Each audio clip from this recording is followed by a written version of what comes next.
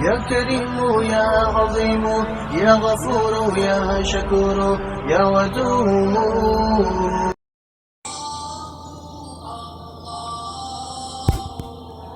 خواب میں گھر دیکھنے کی تعبیر۔ حضرت ابن سیرین رحمۃ اللہ علیہ نے فرمایا ہے کہ خواب میں گھر مرد کے لیے عورت ہے۔ اگر خواب میں دیکھے کہ گھر کو ستونوں سمیت جگہ سے اٹھا لیا ہے تو دلیل ہے کہ بامروت اور مہربان عورت سے شادی کرے گا، اور اگر دیکھے کہ گھر کا دروازہ نیا بنا ہے، دلیل ہے کہ مالدار عورت کرے گا اور مالدار ہوگا، اور اگر دیکھے کہ تنہا گھر کا چونا لگا ہوا ہے اور یہ معلوم نہیں کہ گھر کس کی ملکیت ہے، تو دلیل ہے کہ گھر والا دنیا سے جائے گا،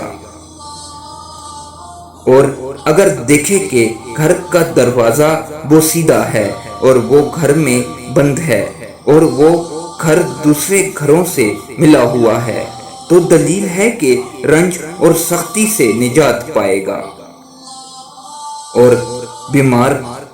ہے تو شفا پائے گا،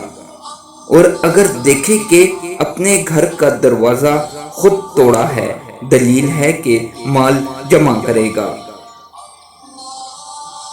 اور اگر دیکھے کہ اس کا گھر بہت بڑا ہو گیا ہے تو دلیل ہے کہ اس پر مال و نعمت فرخ ہوگی، اور اگر اس کے خلاف دیکھے تو دلیل ہے کہ مال و نعمت کی اس پر تنگی ہوگی۔